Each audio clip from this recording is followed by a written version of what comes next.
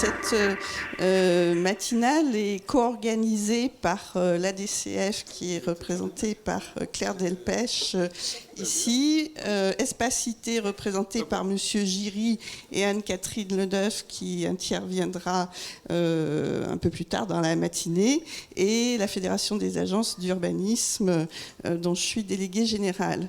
Alors c'est vrai que ces nouveaux outils, organismes fonciers solidaires et bail réel solidaire qui ont été introduits par la loi Allure et Macron sont une manière de réinventer le bail amphithéotique, qui est un outil assez peu développé pour le logement en France, mais qui l'est beaucoup dans d'autres pays. Donc l'objectif de cette matinée était de partager ces nouveaux outils et la manière dont les territoires peuvent s'en saisir pour leur politique locale de l'habitat.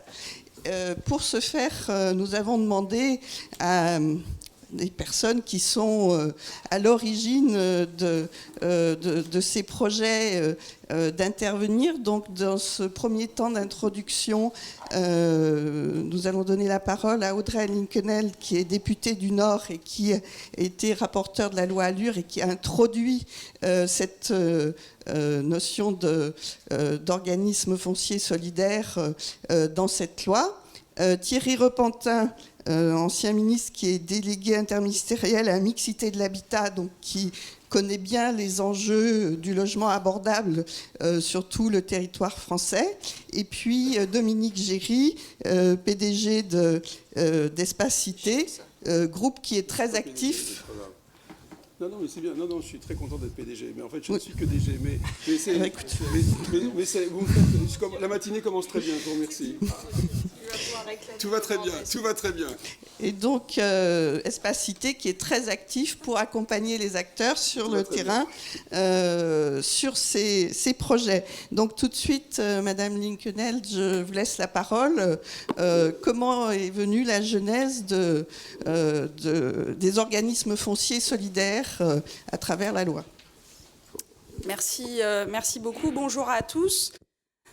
Je me sens un peu en terrain familier entre ceux que j'auditionne assez régulièrement dans le cadre de mes fonctions parlementaires et ceux avec lesquels je travaille à l'échelle locale. C'est vrai que ce matin, je me sens un petit peu chez moi. Donc c'est assez agréable. Merci en tout cas de m'avoir invité à cette matinale. Donc peut-être en quelques minutes, effectivement, vous dire comment on en est arrivé à, vous avez utilisé une expression assez juste, réinventer effectivement le bail amphithéotique, puisque c'est un peu comme ça que les choses sont arrivées. Alors, avant d'être rapporteur de la loi Allure comme député, j'étais, et je suis toujours un peu, élue à la ville de Lille. Depuis 2008. Et à Lille, nous menons depuis plusieurs années maintenant une politique assez volontariste en faveur du logement pour tous, qui comprend des éléments liés à la promotion du logement social, à la rénovation de l'habitat ancien, mais aussi un volet qui nous tient à cœur d'accession abordable à la propriété. Parce que nous sommes dans une ville, vous en avez peut-être entendu parler hier, puisque l'encadrement des loyers est entré en vigueur hier à Lille. Nous sommes dans une ville qui comprend beaucoup de petits logements, essentiellement dans le parc locatif privé, à peu près les 3/4 de notre parc locatif privé, et qui dit petit logement, dit évidemment difficulté à garder les familles dans la ville, parce que quand on est une famille, on a plutôt envie d'un logement familial que d'un petit logement. Et pour nous, l'accession à la propriété était aussi une manière finalement d'essayer de garder les familles dans la ville et d'éviter qu'elles soient obligées, à la fois pour des raisons de typologie de logement, mais aussi pour des questions financières, d'aller chercher dans le périurbain, à l'extérieur de la ville, ce qu'elles n'y trouvaient pas. Donc nous avons mis en place une politique liée à la taille de logement, mais aussi une politique donc d'accession à la propriété et surtout d'accession abordable, parce que Lille est par ailleurs une des grandes villes de France dont le revenu par habitant est l'un des plus faibles. Donc avec juste les prix du marché, on n'arrivait pas à satisfaire la demande de nos familles. Donc cette politique est déjà relativement ancienne. Nous avons décidé de subventionner les promoteurs privés pour qu'ils puissent pratiquer donc des ventes en dessous du prix du marché, en fixant deux niveaux de prix à ne pas dépasser pour eux, en fonction de conditions de ressources pour les acquéreurs. Donc un niveau à 2050 € du mètre carré hors stationnement et un autre à 2400 € du mètre carré hors stationnement, ce qui nous avait semblé être les prix correspondant aux capacités contributives des ménages lillois. Et évidemment, en contrepartie donc des subventions, il y a ces plafonds de prix et ces conditions de ressources. Cette politique fonctionne bien, pour ne pas dire très bien. On a maintenant un recul de plusieurs années. On a à peu près engagé plus de 2000 logements de cette manière-là, 2159 m'écrit-on, enfin depuis il y en a peut-être eu un ou deux de plus, en accession abordable donc à la propriété, plus de presque 1500 qui sont déjà livrés ou en travaux, donc on est y compris capable de dire à qui ces logements ont été vendus, et là aussi on voit qu'on a atteint notre cible, puisque au-delà de la question des ressources, on a à peu près un tiers des acquéreurs qui sont issus du parc HLM, donc on a réussi là aussi à créer un parcours résidentiel et à fluidifier le parcours et du coup à libérer aussi de la place dans notre parc HLM. Donc vous me direz, si tout ça marche, pourquoi vous êtes allé réinventer autre chose et pourquoi on est là ce matin ? Parce que, comme je l'ai dit, ça nous coûte un peu d'argent public puisque nous subventionnons les promoteurs, que nous avons fixé, comme beaucoup d'autres villes, des clauses antispéculatives sur 5 ou 10 ans, mais qu'on sait pertinemment que malgré ces clauses antispéculatives, qui en plus pendant un certain temps étaient juridiquement un peu fragiles, avec ces clauses antispéculatives, on arrive à gérer encore une fois les 10 années devant nous, mais on sait qu'à la première revente ou à la deuxième, le logement en question repart dans le parc privé, que la plus-value se fait au profit du particulier acquéreur et que la collectivité ne revoit plus jamais, ne serait-ce qu'une partie de l'argent public qu'elle a versé pour cette accession abordable à la propriété. Premier sujet, donc comment mieux gérer l'argent public, parce que ça représente quand même des montants assez considérables. On est entre 4 à 7 000 € par logement.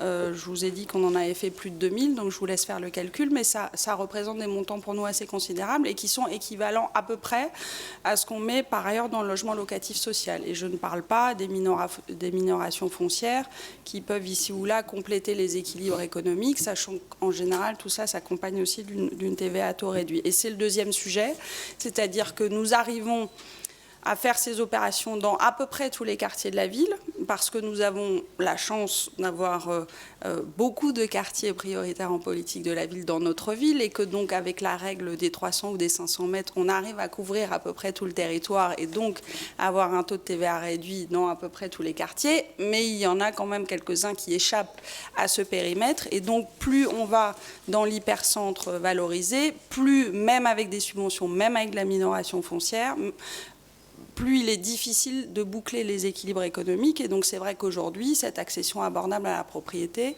elle se fait encore une fois dans, on va dire, quasiment 8 quartiers sur 10, mais dans le cœur de ville, ça reste quand même très difficile.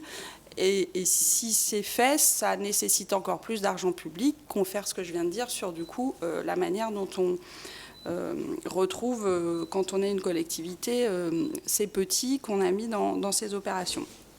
Donc ça, c'est la manière dont les choses fonctionnaient à Lille. Il se trouve que Lille a intégré plusieurs réseaux liés à l'habitat depuis plusieurs années, et on s'est rendu compte, notamment dans le réseau national des collectivités en faveur de l'habitat participatif, où forcément ces questions d'accession à la propriété arrivent assez rapidement aussi. On s'est rendu compte qu'on n'était pas les seuls à avoir ce type de réflexion. Je pense à Lyon notamment, qui est représenté ce matin. Et donc, on a commencé à réfléchir à comment on peut se sortir de cette difficulté, de cette double difficulté que je viens de décrire, c'est-à-dire réduire les coûts et rendre plus pérenne finalement la mise publique. Et c'est comme ça que, dans l'intervalle, ayant été élu député et rapporteur de la loi ALUR, on en est arrivé à réfléchir à la dissociation du foncier et du bâti et à proposer dans la loi ALUR un amendement pour créer donc, ce qu'on a appelé des organismes fonciers solidaires. Il faut reconnaître qu'à ce moment-là, notre réflexion était loin d'être aussi mûre qu'elle l'est aujourd'hui. On n'en était vraiment qu'au début. On avait eu cette intuition qu'il nous faudrait passer par cette dissociation, donc par des organismes différents de ceux qui existent aujourd'hui, mais on n'avait pas encore construit l'ensemble du dispositif.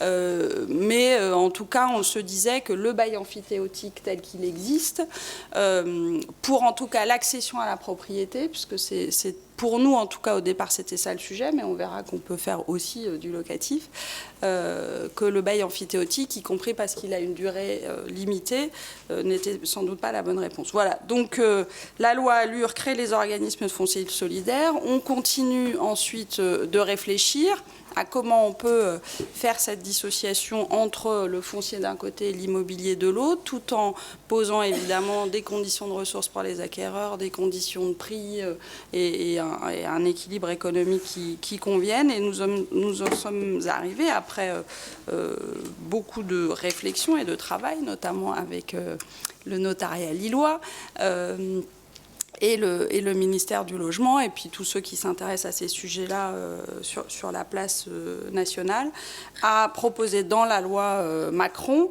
le bail réel solidaire, qui est donc celui qui permet très concrètement de faire le lien entre le foncier et l'immobilier.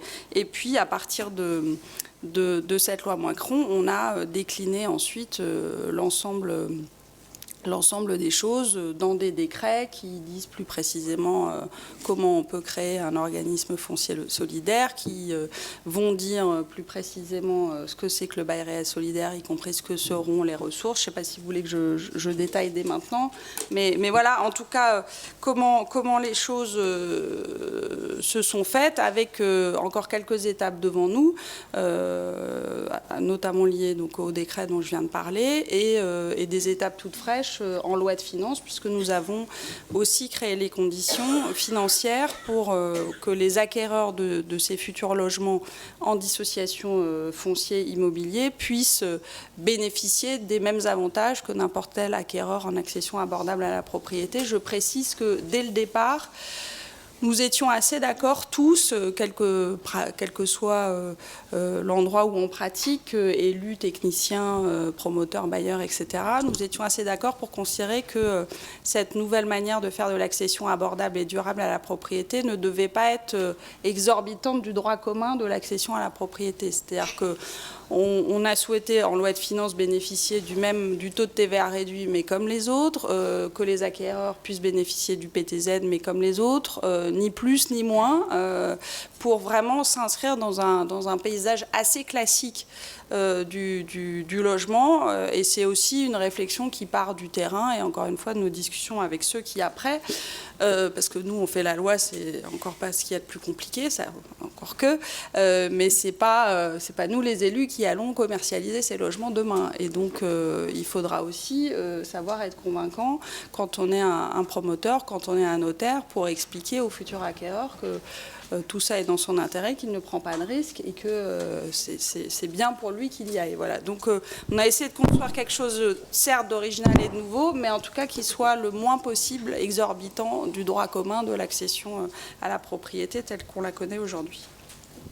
Merci beaucoup Audrey Linkenheld pour le rappel de ce processus législatif qui a débouché sur ces nouveaux outils. Thierry Repentin, en tant que délégué interministériel à la mixité de l'habitat, on imagine que vous travaillez plutôt sur la mobilisation du foncier à destination du logement social, mais dans les contextes que vous connaissez en France, comment vous voyez cet enjeu du logement abordable, comment les collectivités s'en saisissent? Est-ce que c'est aussi une préoccupation pour vous en termes de mixité? Et est-ce que ces nouveaux outils peuvent répondre à ce segment? Bien, je vais essayer de répondre un peu précisément à vos questions, en ayant le sentiment, après l'introduction d'Audrey qui indique qu'on est finalement en avance ensemble, qu'on n'est pas dans une démarche aboutie. J'ai même un peu le sentiment qu'on est franchement là dans ce sous-sol de la Caisse des dépôts et consignations, un peu des orpailleurs, cherchons un filon prometteur, j'ai bien dit un filon, hein, avec un L prometteur, depuis des années sur cette question. Confrontés les uns les autres, je le dis, y compris délégués à la mixité sociale, sur un sujet où on recherche une richesse qui n'est pas pour nous, mais pour celles et ceux qui en profiteront. Qu'ils soient locataires dans le parc social, comme à l'accession à la propriété. Face à un constat, il faut redire les bases de pourquoi on essaye de faire avancer les choses, face à un constat que pour un logement collectif, notamment neuf dans le privé, la part du foncier sur les zones moyennement tendues ou tendues représente de 15 à 30% du coût de la construction. Donc on voit que c'est un élément central dans l'accession ou l'impossibilité d'accéder au logement à travers cette matière première dont le prix est artificiel. Le prix du foncier, normalement, ça devrait être sa valeur à produire un produit agricole. Tout le reste, c'est des fixations administratives liées au fait que le terrain il est constructible ou non, qu'il y a des réseaux à proximité. Enfin bon, on ne va pas revenir sur ces questions, mais c'est une part très importante de la construction et que ça ne va pas aller en s'amenuisant puisque les spécialistes nous disent que le prix du foncier il augmente 3 fois plus vite que le prix de la construction elle-même. Et donc les orpailleurs ici présents se disent comment on peut faire de la minoration foncière, quel est le filon qu'il faut tirer.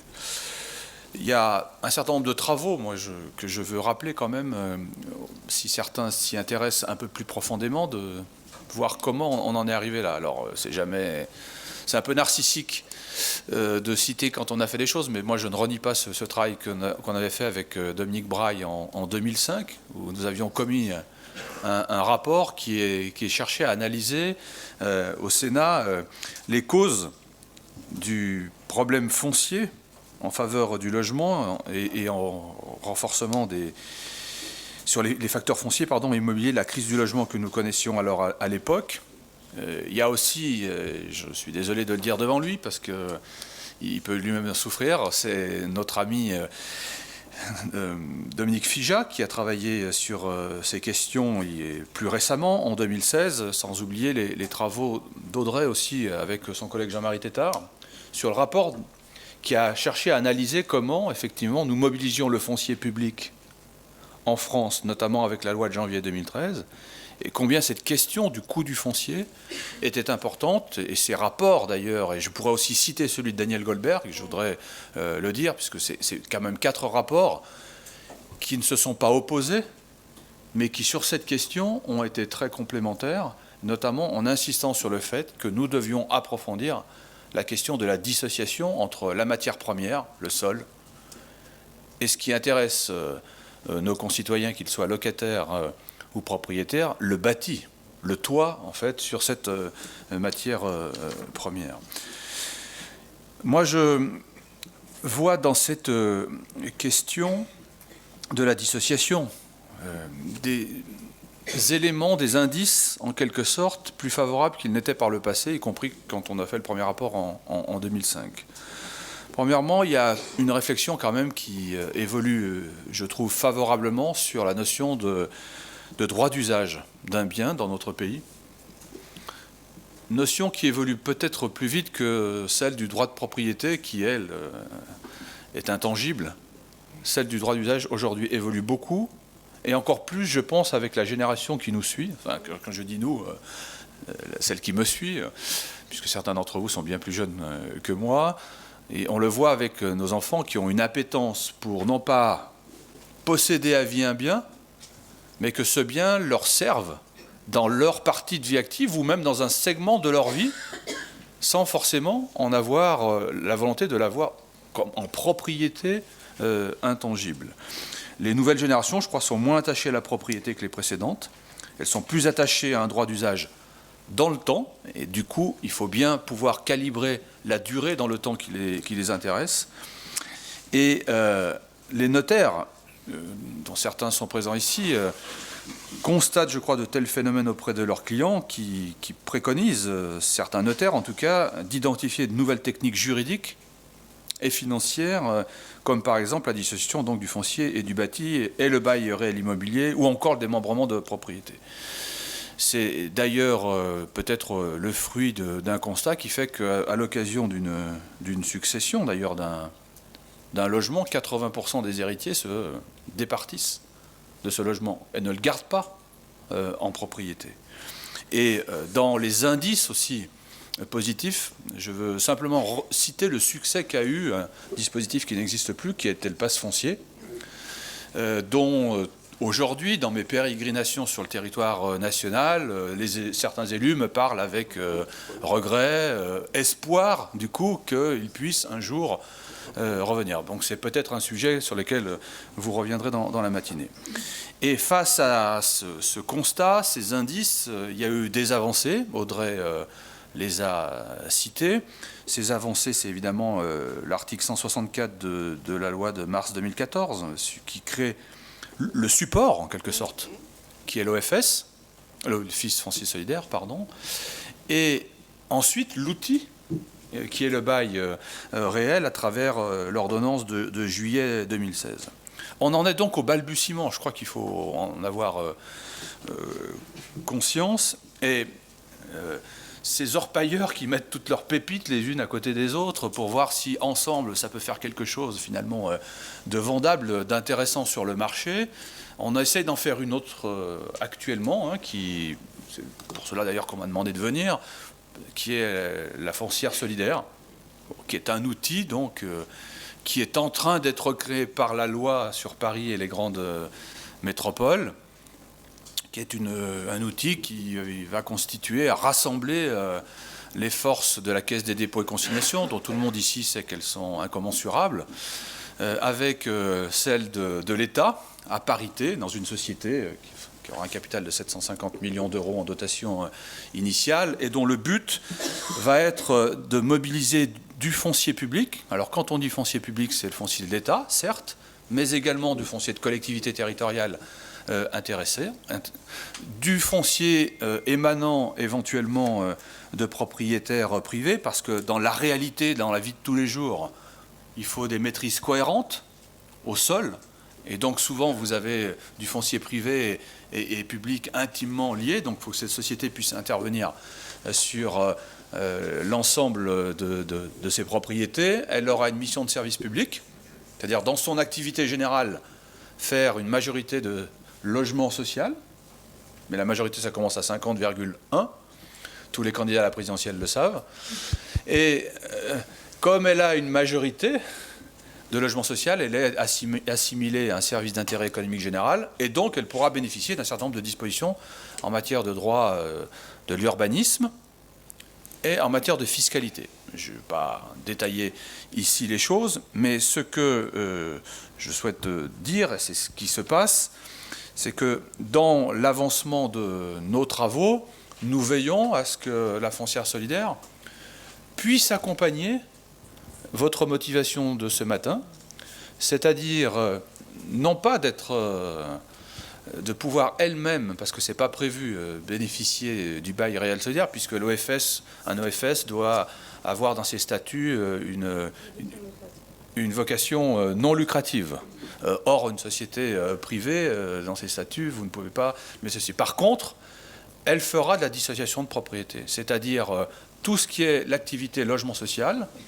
La foncière solidaire ne vendra pas les terrains, elle les mettra à disposition à travers les baux amphithéotiques, ce qui du coup fait tomber substantiellement la charge foncière, notamment dans les zones tendues. Et elle pourra, cette société, travailler avec des OFS qui du coup, ces OFS auront accès au foncier de la foncière solidaire, parce que il faut quand même trouver la matière première pour que nous puissions avancer. Pour construire réellement, il faut la matière première. La matière première, ce peut être effectivement la foncière solidaire.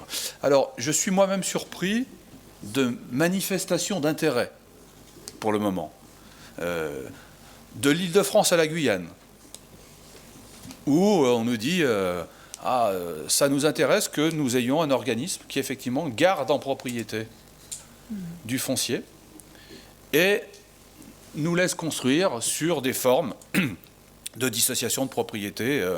Et je pense que nous pourrons accompagner l'expansion, la mise en œuvre, effectivement, de BRS sur certaines parties du territoire national, là notamment où, effectivement, on est sur les zones les plus tendues, puisque c'est là que c'est intéressant, effectivement, d'avoir cette dissociation. Alors, tout cela, je le dis, est quelque chose qui se construit. Les orpailleurs vont redescendre dans la mine, y compris aujourd'hui. Une mine, puisqu'on a une réunion interministérielle sur cette question. Et c'est comme une mine, on rentre dedans, c'est jamais ce qui en sort. Et on est en train d'écrire aussi les décrets. Ça peut s'effondrer, ça peut déboucher sur rien, ça peut être des grandes déceptions, mais on y va plutôt en se disant qu'on va, au contraire, notamment sur l'écriture du décret qui créera la foncière solidaire, permettre pleinement toutes les solutions qui permettent les dissociations. Merci de m'avoir écouté pour cette introduction. Merci, Monsieur Repentin. Alors, Monsieur Giry, votre groupe Espacité a une expertise forte sur ces organismes et accompagne les collectivités ou les porteurs de projets qui sont un peu pionniers. Donc, comment vous voyez l'avenir de ces nouveaux outils? À quels enjeux ils peuvent répondre? Est-ce que c'est vraiment une mine d'or? D'abord, bonjour à tous. Très, très difficile pour moi de passer après une parlementaire et qui fait la loi et après un ancien ministre délégué interministériel qui, lui, effectivement, porte les projets de la puissance publique avec les parlementaires. Moi, je ne représente qu'un opérateur qui est Espacité, qui est une société de conseil, qui inscrit son action dans l'économie sociale et solidaire. Donc, on est quand même très, très en proximité. Et nous travaillons aux côtés des décideurs territoriaux, des politiques publiques, pour essayer de contribuer à amener de l'ingénierie pour faire en sorte que ces projets portés par les orpailleurs, donc quelque part nous sommes aux côtés des orpailleurs, enfin modestement, hein, et si je puis dire, on est présent en amont et en aval. Donc sur ce sujet important qui est porté au sein de notre entreprise par notre directrice générale déléguée Anne-Catherine Ledeuf et qui va prendre la parole, si j'ai bien compris, dans quelques instants et qui va, elle, rentrer plus en détail sur le projet, il se trouve que très vite, c'est un sujet, et puis on en parle souvent aussi avec Dominique Fija pour plein de raisons, l'accès au foncier est évidemment un problème très important. Et donc, du coup, avec Espacité, on est intervenu en finançant déjà une activité de recherche au travers d'une bourse, d'un contrat CIFRE, en finançant un thésard qui travaille avec nous et qui a vraiment, qui est d'ailleurs présent dans cette salle, et que je salue, et qui vraiment a dégrossi un certain nombre de points par rapport aux préoccupations qui sont les nôtres. Et c'est vrai qu'il y a une rencontre extrêmement utile, positive et enthousiasmante avec Audrey Linkenel à Lille, pour à la fois la ville de Lille et la métropole. Et quelque part, ce qu'on peut dire, c'est que, là on va le dire aussi avec beaucoup de modestie, mais le premier OFS de France, on pense que bien évidemment c'est de la responsabilité totale des élus, je me permets de vous le dire, mais on pense que modestement on joue notre rôle à vos côtés pour essayer que cette démarche un peu singulière, un peu compliquée, dont on espère qu'elle va se développer, on puisse effectivement vous accompagner. Ça a été le cas aussi sur la métropole rennaise. Et puis, pour d'autres raisons, et je crois qu'il prendra la parole tout à l'heure, avec nos amis qui sont dans un territoire particulièrement tendu, dans cette belle région du sud-ouest, autour de Bayonne, autour d'une coopérative qui s'appelle Le Col. Effectivement, il y a une démarche de cette nature. Ça, c'est pour la partie aval, et puis il va y avoir ensuite amont, pardon, et puis il va y avoir ensuite la partie aval. Et c'est vrai que notre rôle à nous, c'est de participer à l'élaboration des textes, c'est une chose, à participer à l'élaboration des différents outils, et puis aussi de voir comment on peut travailler sur l'animation de ces outils. Et je dois dire, j'irai pas plus loin, mais il y a un autre dossier qui s'ouvre à nous, et j'en parlerai tout à l'heure avec le délégué interministériel. On est très fortement, au travers de l'une de nos entreprises sociales pour l'habitat, sollicité dans le Var, par la préfecture du Var et puis par une commune du Var qui se trouve confrontée à un problème sur une propriété de 21 hectares, avec 500 familles qui y sont implantées, pour la plupart dans des conditions particulièrement précaires. Et c'est vrai que, pour l'instant, je ne sais pas si ça se fera, mais l'idée de porter un OFS dans cette direction fait son chemin. Et donc, il faudra qu'on en parle. Je ne sais pas si c'est faisable, mais en tout cas, et là-dessus, nous y jouons un rôle très important. Voilà, donc nous, on est aux côtés des pouvoirs publics, aux côtés des collectivités territoriales, et on est là pour à la fois être présent dans la phase de réflexion en amont et aussi en aval pour la mise en place.